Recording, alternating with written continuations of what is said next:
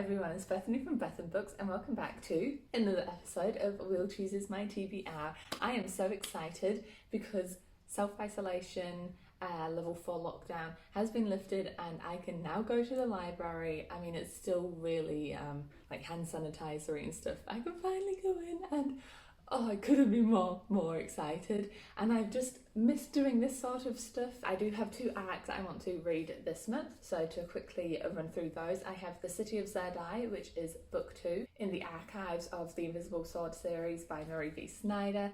I read the book 1 for the series, I think it was last month, one of the others, and I really loved it because I enjoyed how the races were used in terms of class. If you were darker, that didn't mean you were poorer or anything. I thought it was really unique. And then the second one I want to read is Ordinary Girls by Shakira Diaz, and these are both out, by the way, on the 16th of June. And the reason I'm really excited to read this one is because it's a memoir, and I've never actually read a memoir before.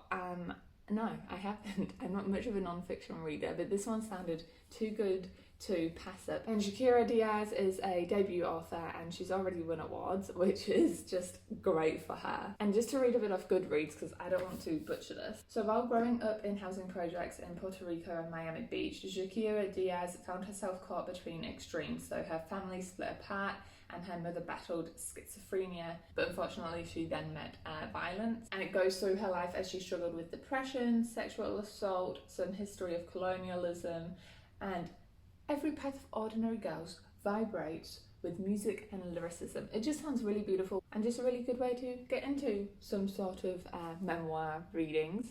But with that being said, let's move on to the spinny. Spin that wheel. Now, I have a blank here and it's going to be replaced with, sorry, the sun is really coming through this morning, pretty cover. It's cool. Colour. So this has landed on the colour pink, so I've got to choose a book with pink on the cover.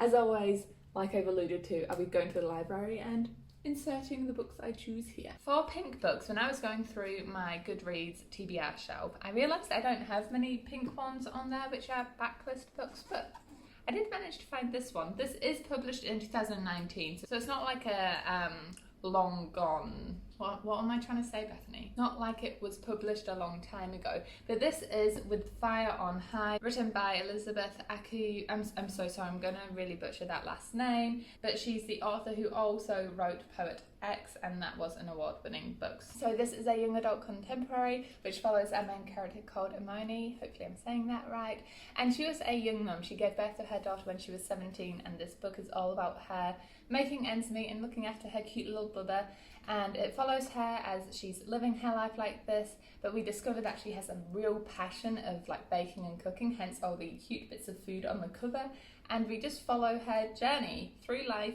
raising a kid as a young mum, whilst also wanting to follow her dream but not feeling like she's able to. Okay, and pink, colour, whoops, that's replaced with most anticipated. Oh, I didn't number them, did I? So the 2 acts are 1 and 2, pink is 3, so book number 4 of 10.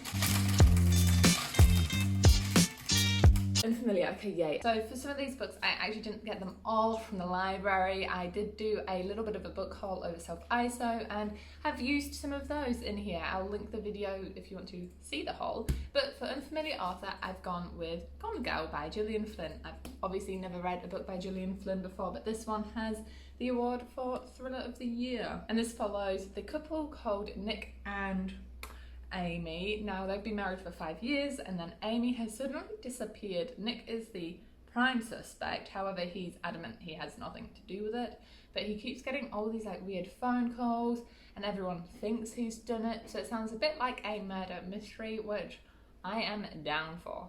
Let's get rid of Unfamiliar, and she is replaced with Thriller and Horror number 5.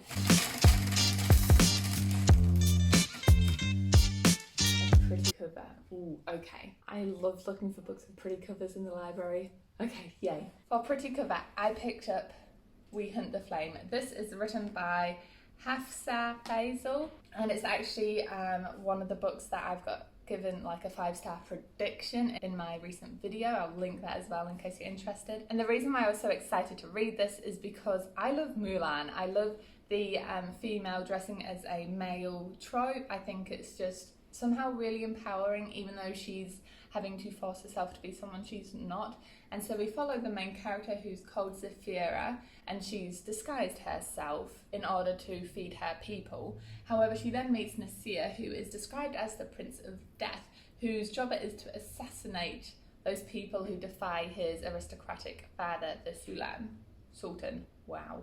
The Sultan. And essentially these two characters meet, and it sounds like there's potential to be a love story in here, which I'm all for if it's a good one, so super pumped for that one. Also, here's a closer picture of the cover, since it is my pretty cover. Pretty cover gets replaced, whoops, wrong side, with my brother pics. Okay, so for book number 5. I meant 6, I count numbers. 1-word title. I feel like 1-word titles are kind of hard to come across, especially in YA sphere, because they're always like some sort of formula. It's quite rare for there to be 1 words, but I will find something. Alright, 1-word title. This is actually off my own bookshelf. Can you see what's missing? The answer, it's Twilight. So, in case you've missed the news, Stephanie Meyer, that's her name, eh? Yeah, is releasing Midnight Sun, which is meant to be book 1, but from Edward's perspective. Now, I read these for the first time and only time when I was 13. I picked this up. I distinctly remember picking this up in an airport when my family and I were going back to Europe to visit family when I was 13. And it was my first like vampire book, my first, dare I say, series with a sex scene in it. Do I think I should have read it at that young age? Personally for me, no, but I didn't know what I was getting myself into, and it was definitely a turning point in my reading. So I really want to go through and reread the entire series before Midnight Sun comes out, just for a laugh, just to see what I think about it, because honestly guys, I loved this series when I was younger. It was before the movies came out, a decent few years before they became, you know, real hyped and everything, so exciting. Who knows what I think. And 1-word title gets replaced with starting a series. Man, I just got rid of so many series I was half the way through. Okay, let's go.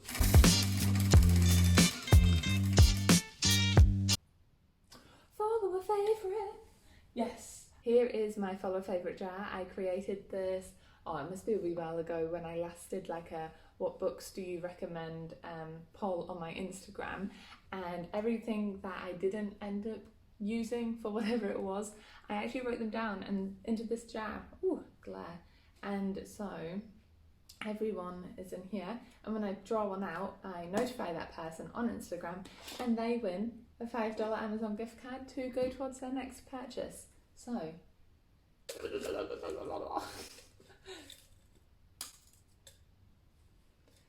and it goes to @MaxiMelly says a little life. Okay, MaxiMelly, I will try find that in the library. Alright, next up is MaxiMelly's pick called A Little Life, and I've seen this book, but when I read the prompt I didn't realise what it was. I have seen a couple of reading vlogs. I can never remember the people's names when I should, but I will post a screenshot. I watched this awesome YouTuber's video of a reading vlog of this, and she bawled, and I don't know if I am emotionally ready for this tomb of emotions. Any of the words in there, Bethany? I'm prepared to potentially bawl my eyes out. What's it specifically about? It's about 4 classmates from a small Massachusetts college who moved to New York, and essentially these 4 boys split, go into their own lives, and how do I say his name? Hanya Yanagihara fashions a tragic and transcendent hymn to brotherly love and heartbreak. I'm sure that it has some really intense topics, so I'm going to definitely have to make sure that I'm in the mood to sit down and tackle this bad boy. I can definitely imagine myself needing some tissues on hand. Oh, that was so exciting. That was the first time it's ever landed on Follow a Favourite. Actually, you know what? I'm going to keep Follow a Favourite on there permanently. That's its spot now. Book number 8.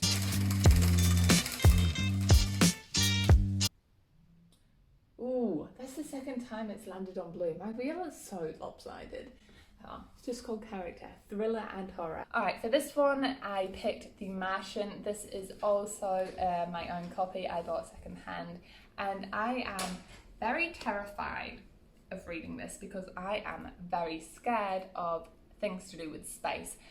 Being lost in space, being in a spaceship, not like sci-fi, you know, like Illuminae was fine, but the idea of being lost in space terrifies me the same way drowning terrifies me. I think it's that fear of being alone coming out. So this, if you don't know, follows our main character who is stranded on Mars.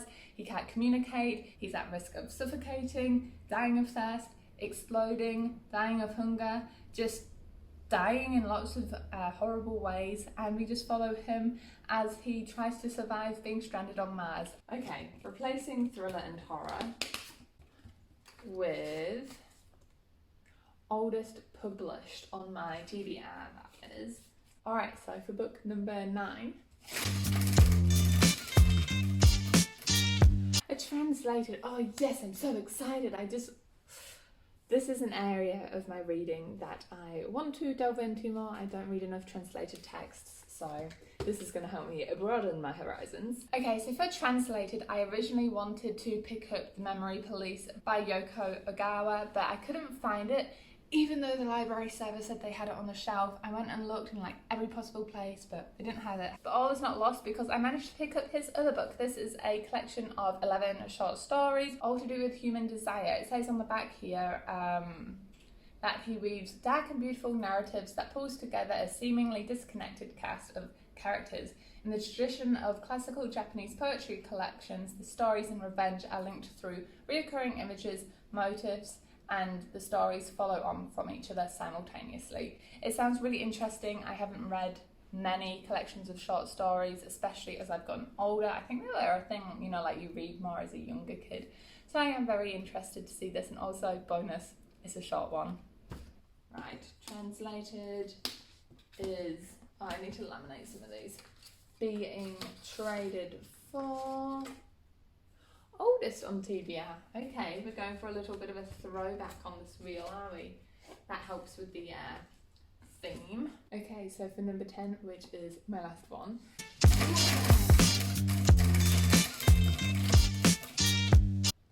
Oh, mate.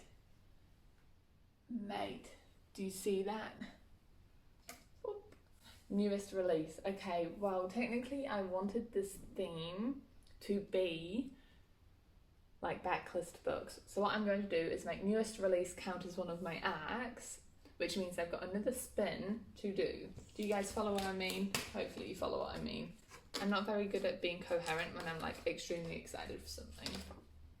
So it's being picked by a hyped book. Being picked, being replaced by a hyped book. Okay, what a bonus. We get another spin, yay, okay. Hey! See, that worked out well. Oldest one on my TBR. I'll have to go find that and see if the library has it. Okay, for this, the oldest book on my TBR is actually The Breakfast Club, and my library doesn't have a copy of it. So, I mean, I don't know how, I don't know why. That might be one I just try pick up secondhand somewhere, but essentially I went down the list, got my list here. I couldn't find The Breakfast Club. The Goldfinch was out already, The Sword of Summer was out already, so I ended up going with the fourth one, which is The Maze Runner by James, how do I say his last name? Dashner. Now, I watched the movie for this quite a while ago, and I really loved it, that sort of dystopian challenge, such like the Hunger Games. It's kind of in that similar vein. So these characters, they are dropped in this maze, beginning of a maze, and they have to get out, and it's very hard to get out, like deathly hard to get out. And I do remember like how it ends, the big revelation, but I have also heard that the book version is done better. And also, I never realised it was, what, a trilogy, so I'm very excited to how the whole story plays out once what happens at the end of this book occurs. So that's it for this video. I hope you enjoyed. As always, if you want to keep in touch and watch all of the videos that I'm going to be releasing, consider leaving a cheeky like and subscribe down below, pretty please. It really helps out. And enjoy all the places you go in your own reading journeys. Bye.